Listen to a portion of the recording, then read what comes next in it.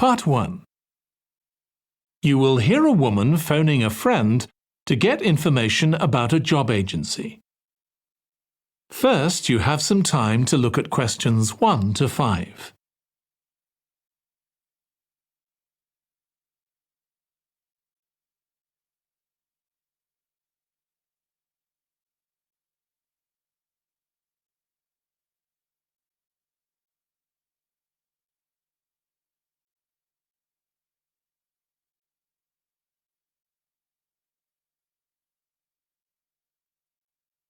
Now listen carefully and answer questions 1 to 5. Hello, William. This is Amber. You said to phone if I wanted to get more information about the job agency you mentioned. Is now a good time? Hi, Amber. Yes, fine. So the agency I was talking about is called Bankside. They're based in Docklands. I can tell you the address now, 497 East Side. OK, thanks. So is there anyone in particular I should speak to there? The agent I always deal with is called Becky Jameson. Let me write that down. Becky Jameson. Jameson.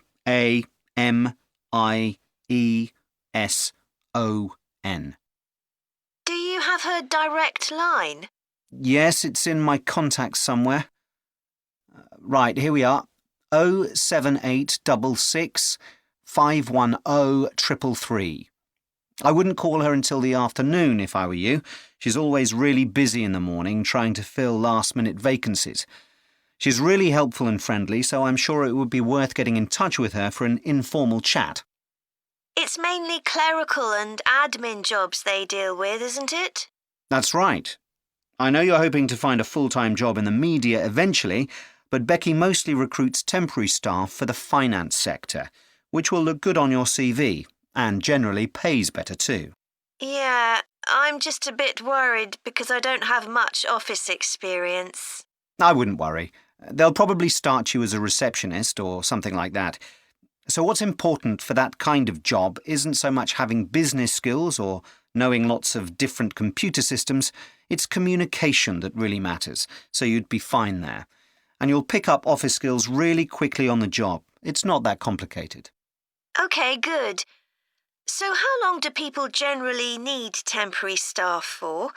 It would be great if I could get something lasting at least a month. That shouldn't be too difficult. But you're more likely to be offered something for a week at first, which might get extended. It's unusual to be sent somewhere for just a day or two. Right.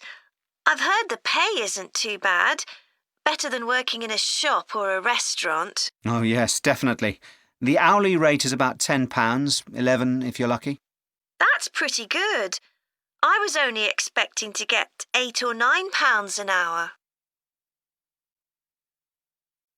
Before you hear the rest of the conversation, you have some time to look at questions 6 to 10.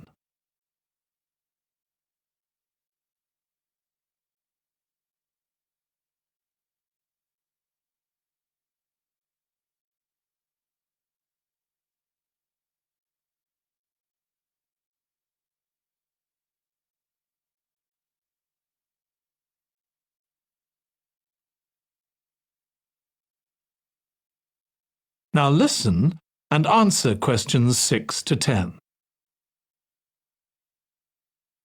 Do you want me to tell you anything about the registration process? Yes, please. I know you have to have an interview. The interview usually takes about an hour, and you should arrange that about a week in advance. I suppose I should dress smartly if it's for office work. I can probably borrow a suit from Mum. Good idea. It's better to look too smart than too casual. Will I need to bring copies of my exam certificates or anything like that? No, they don't need to see those, I don't think. What about my passport? Oh, yes, they will ask to see that. OK. I wouldn't get stressed about the interview, though. It's just a chance for them to build a relationship with you, so they can try and match you to a job which you'll like. So there are questions about personality that they always ask candidates, fairly basic ones, and they probably won't ask anything too difficult, like what your plans are for the future. Hope not. Anyway, there are lots of benefits to using an agency. For example, the interview will be useful because they'll give you feedback on your performance so you can improve next time. And they'll have access to jobs which aren't advertised. Exactly. Most temporary jobs aren't advertised. And I expect finding a temporary job this way takes a lot less time. It's much easier than ringing up individual companies. Yes, indeed. Well, I think I've covered everything. That is the end of part 1. You now have 1 minute to check your answers to part 1.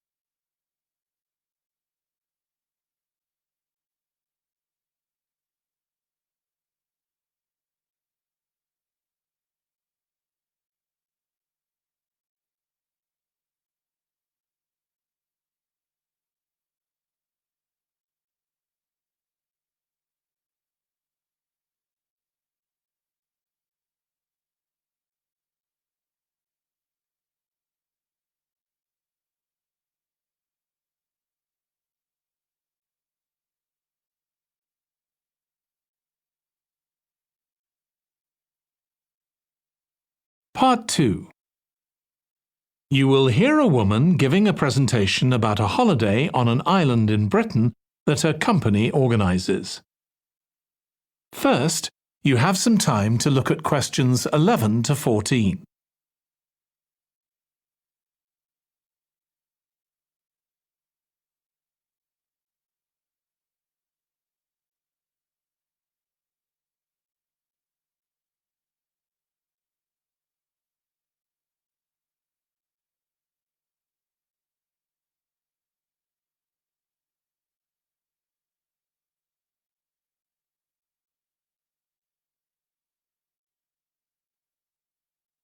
Now listen carefully and answer questions 11 to 14. Good morning. My name's Erica Matthews, and I'm the owner of Matthews Island Holidays, a company set up by my parents. Thank you for coming to this presentation, in which I hope to interest you in what we have to offer. We're a small family-run company, and we believe in the importance of the personal touch. So we don't aim to compete with other companies on the number of customers. What we do is build on our many years' experience, more than almost any other rail holiday company, to ensure we provide perfect holidays in a small number of destinations, which we've got to know extremely well. I'll start with our 6-day Isle of Man holiday. This is a fascinating island in the Irish Sea, with Wales to the south, England to the east, Scotland to the north, and Northern Ireland to the west. Our holiday starts in Heysham, where your tour manager will meet you. Then you'll travel by ferry to the Isle of Man. Some people prefer to fly from Luton instead, and another popular option is to go by train to Liverpool and take a ferry from there. You have 5 nights in the hotel, and the price covers 5 breakfasts and dinners, and lunch on the 3 days when there are organised trips. Day 4 is free, and most people have lunch in a cafe or restaurant in Douglas. The price of the holiday includes the ferry to the Isle of Man, all travel on the island, the hotel, and the meals I've mentioned. Incidentally, we try to make booking our holidays as simple and fair as possible, so unlike with many companies, the price is the same whether you book 6 months in advance or at the last minute, and there's no supplement for single rooms in hotels. If you make a booking then need to change the start date, for example because of illness, you're welcome to change to an alternative date or a different tour for a small administrative fee. Before you hear the rest of the talk, you have some time to look at questions 15 to 20.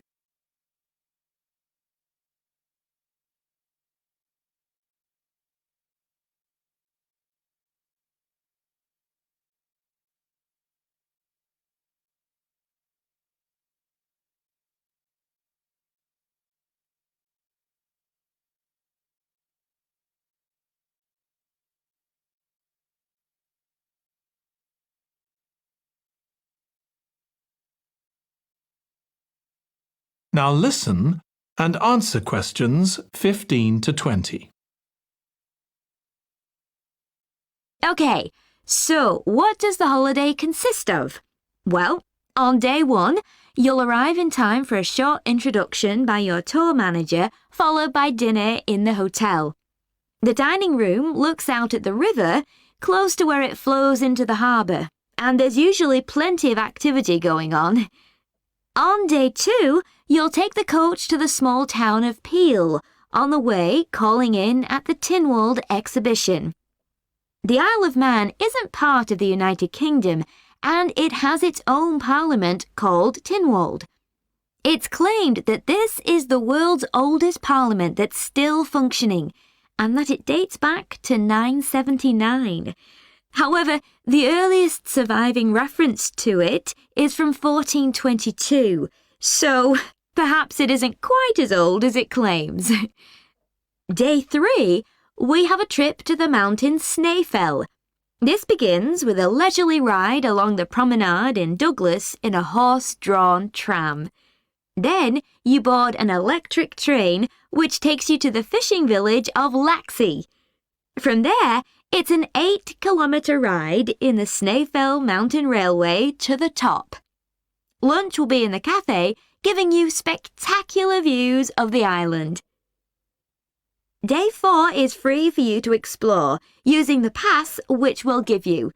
So you won't have to pay for travel on local transport or for entrance to the island's heritage sites. Or you might just want to take it easy in Douglas and perhaps do a little light shopping. The last full day, day 5, is for some people the highlight of the holiday, with a ride on the steam railway from Douglas to Port Erin. After some time to explore, a coach will take you to the headland that overlooks the Calf of Man, a small island just off the coast. From there, you continue to Castletown, which used to be the capital of the Isle of Man and its medieval castle. And on day 6, it's back to the ferry, or the airport if you flew to the island, and time to go home. Now, I'd like to tell you a bit more. That is the end of part 2. You now have 30 seconds to check your answers to part 2.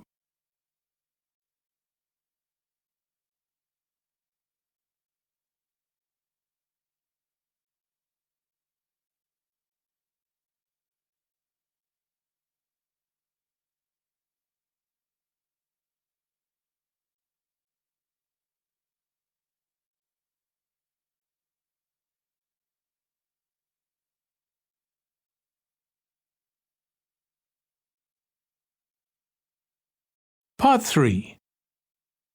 You will hear 2 psychology students discussing the effects of the order in which the children in a family are born. First, you have some time to look at questions 21 to 26.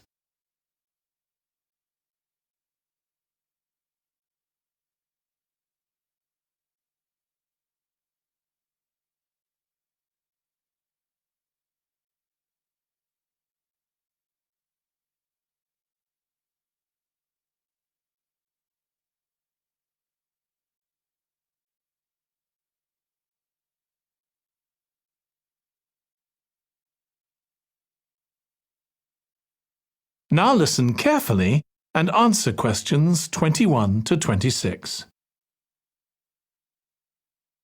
Ed, how are you getting on with the reading for our presentation next week? Well, OK, Ruth, but there's so much of it. I know. I hadn't realised birth order was such a popular area of research. But the stuff on birth order and personality is mostly unreliable. From what I've been reading, a lot of the claims about how your position in the family determines certain personality traits are just stereotypes, with no robust evidence to support them. OK, but that's an interesting point. We could start by outlining what previous research has shown.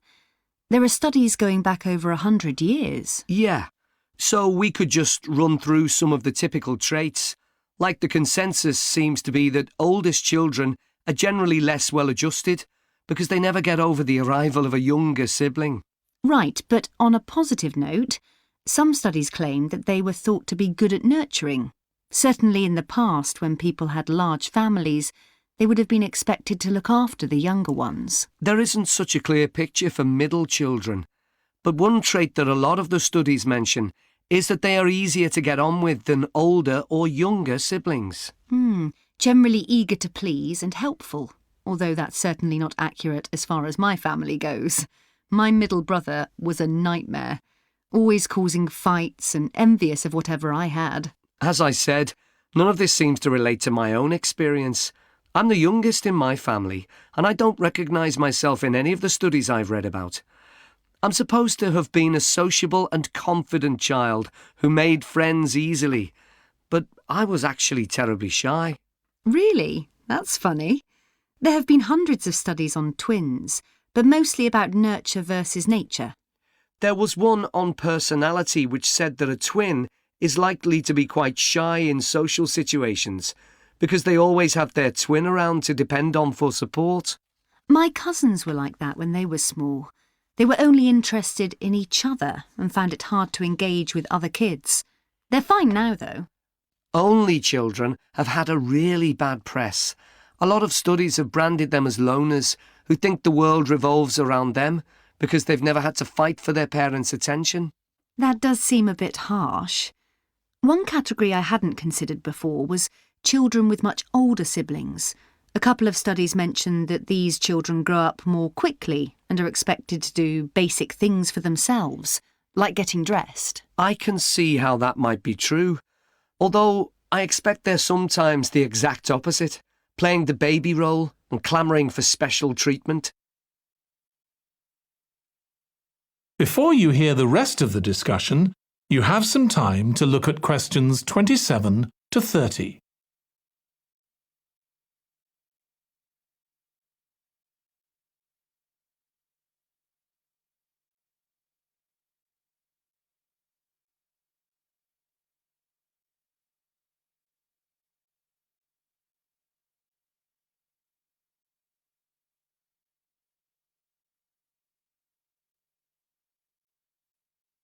Now listen and answer questions 27 to 30.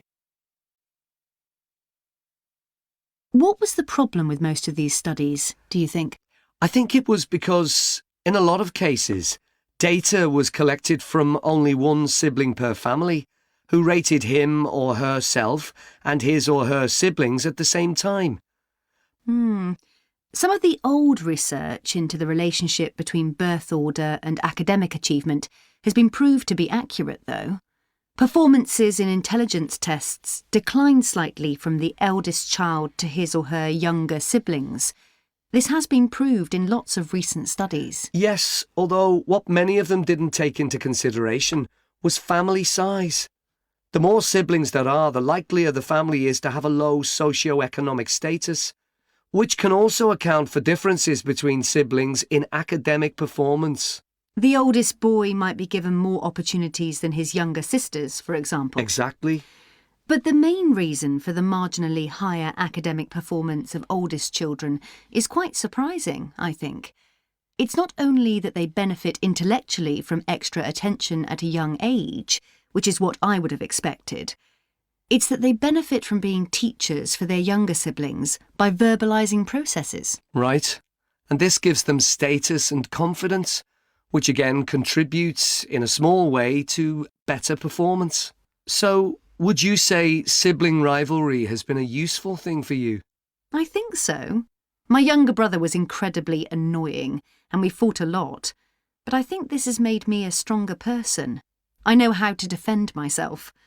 We had some terrible arguments, and I would have died rather than apologise to him.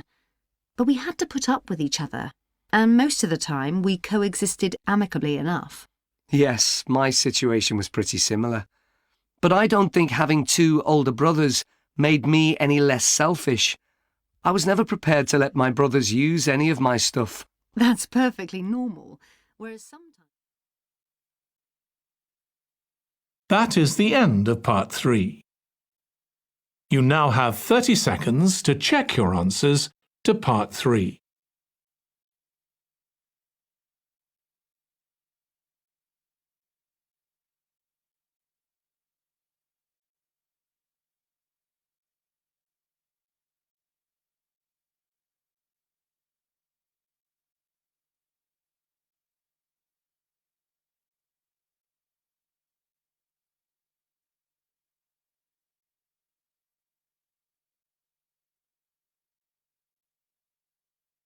Part 4. You will hear a student giving a presentation about a type of tree known as the eucalyptus, which is common in Australia.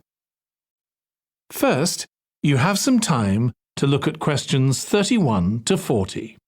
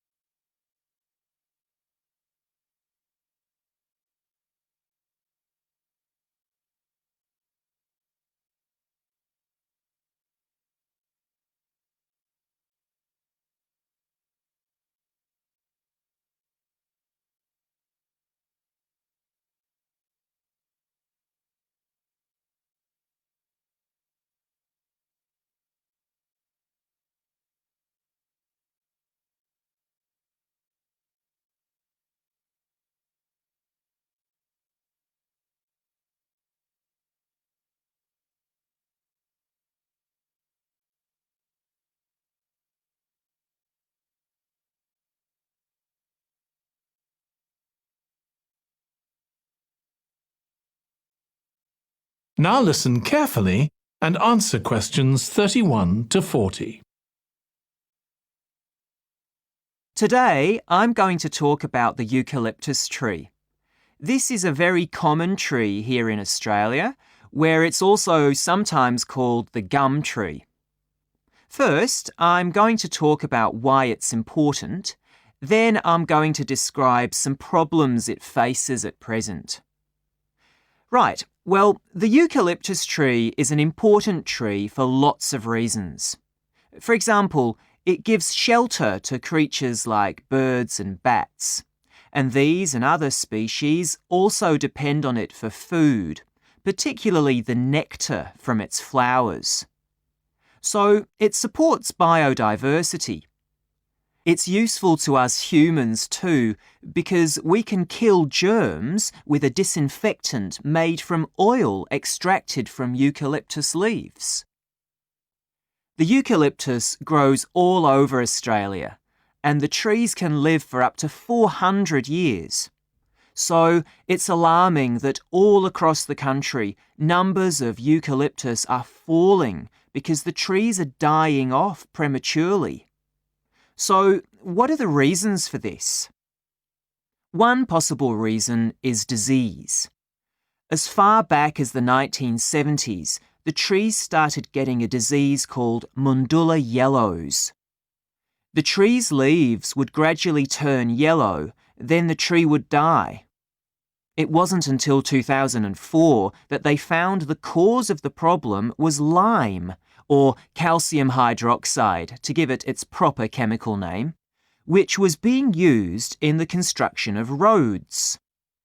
The lime was being washed away into the ground and affecting the roots of the eucalyptus trees nearby. What it was doing was preventing the trees from sucking up the iron they needed for healthy growth. When this was injected back into the affected trees, they immediately recovered. But this problem only affected a relatively small number of trees. By 2000, huge numbers of eucalyptus were dying along Australia's east coast of a disease known as bell miner-associated dieback. The bell miner is a bird, and the disease seems to be common where there are high populations of bell miners. Again, it's the leaves of the trees that are affected. What happens is that insects settle on the leaves and eat their way round them, destroying them as they go, and at the same time they secrete a solution which has sugar in it. The bell miner birds really like this solution, and in order to get as much as possible, they keep away other creatures that might try to get it. So these birds and insects flourish at the expense of other species, and eventually so much damage is done to the leaves that the tree dies.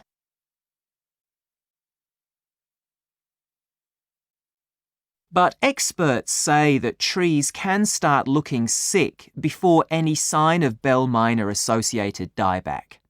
So it looks as if the problem might have another explanation.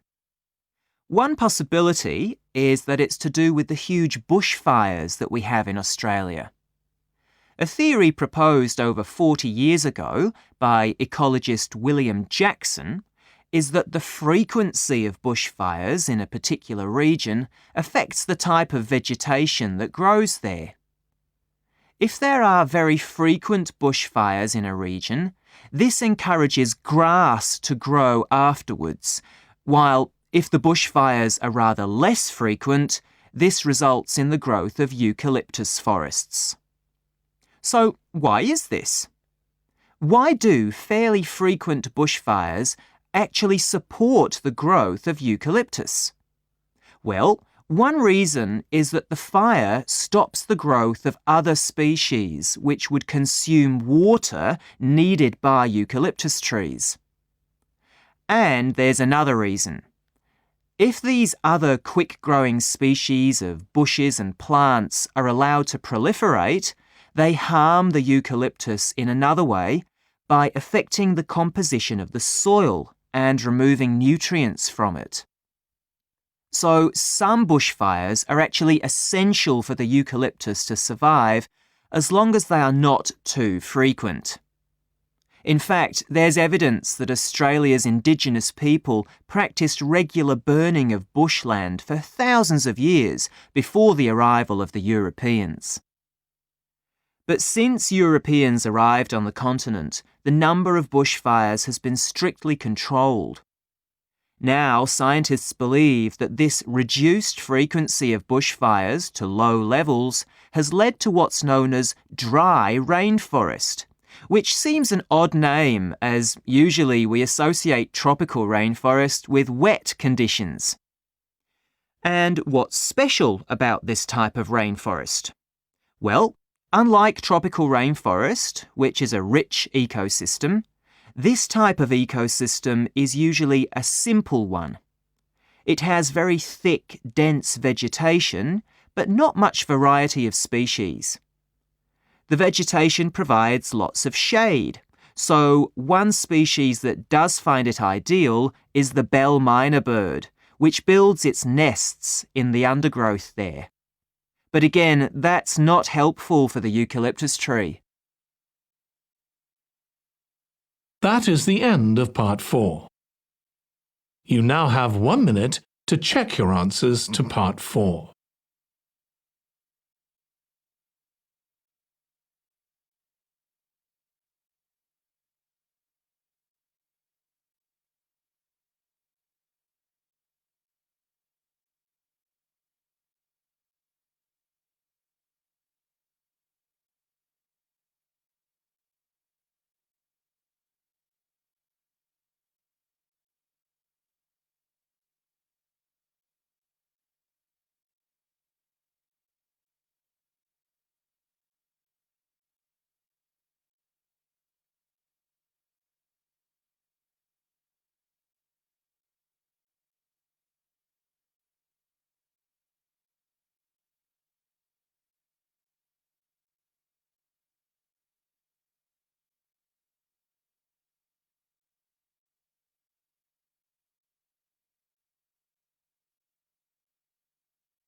That is the end of the listening test. You now have 2 minutes to check your answers.